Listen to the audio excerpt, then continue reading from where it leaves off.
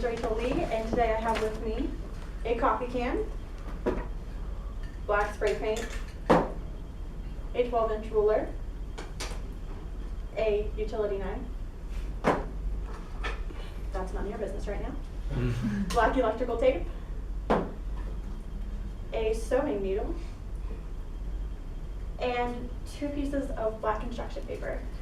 Do you guys have any idea what I can do with all this? No.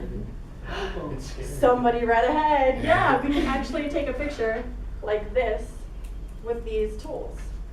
It's called a pinhole camera, and today I'm going to inform you about the history and construction of one.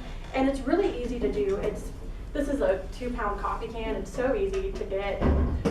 This is 50 cents. It's cheap and easy, and the pictures are really vintage looking, and it's really cool. I got all my sources from either Kodak.com. This is where you can figure out how to make your camera.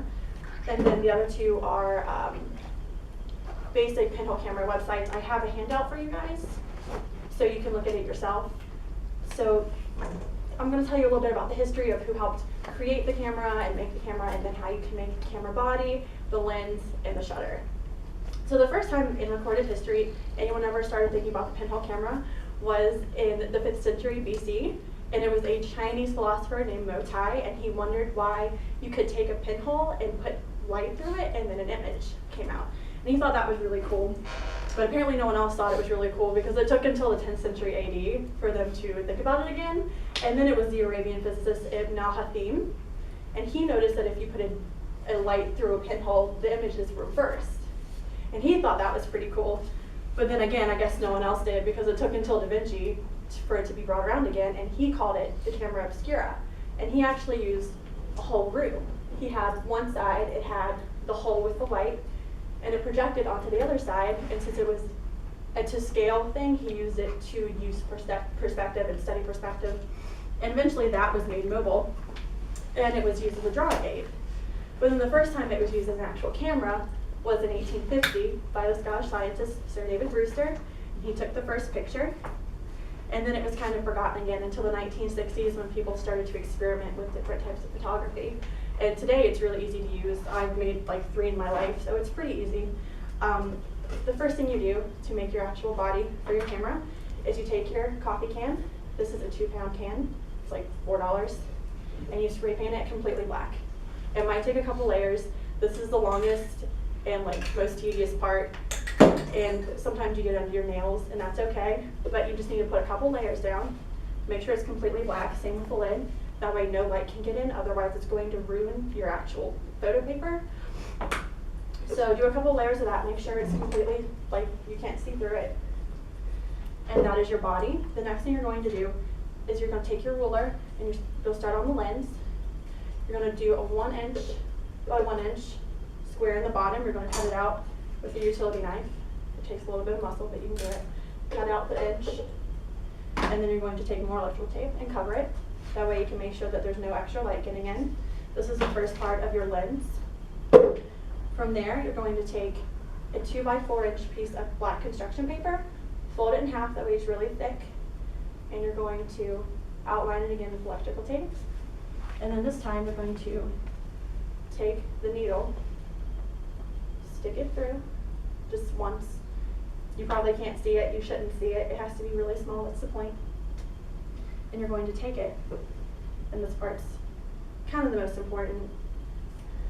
What you're going to do is you're going to stick it on the inside. You have to make sure it is completely in the middle, otherwise it won't take the picture correctly, because if you don't get it in the exact middle, it won't hit all of the photo paper correctly, and you'll have part of the image isn't even on there, it's black, it doesn't look good, it's really disappointing because it's a lot of work to actually take the picture. So you want to make sure it's in the exact middle. And then what you're going to do is to take the lens, is you're going to take another piece of 2 by 4 inch black construction paper, and you're going to fold it in half again. Again, you're going to outline it with the black electrical tape. It's your friend, because it's going to make sure it's light tight. And what you're going to do is you're going to take more electrical tape, and this part is kind of important as well. What you have to do is, oh, I can't get it. Just kidding, yes I can. What you're gonna do is you're gonna put one half on the top. It's going to stay in place. Make sure it's really tight. Put it on the top, and then what you're going to do, the bottom needs to be a little bit looser. And then this part is the shutter of the camera. This part needs to be a little bit looser. That way you can just open it and close it like this. This will act as your shutter. That way when you want to take the picture, you just open the flap, let it go for however many minutes you need to do, and then you close it back up. The last part is actually putting in the photo paper. I don't have actual photo paper with me because it would get ruined, and it's also kind of expensive, and I'm broke. But what you do is, and it needs to be 2 1/4 by 3 1/4, that's important. What you do is, if this is a shiny side, you put tape on this side, put it in here like this, and then you just put the lid on, which is going to be really difficult if you sealed it correctly, because it'll be really thick. And then your camera's ready to go. So, and then you can just enjoy it. So thanks to guys like Motai and Ibn al-Hathim and Da Vinci and Sir David Brewster, you can make a pinhole camera in these 5 easy steps.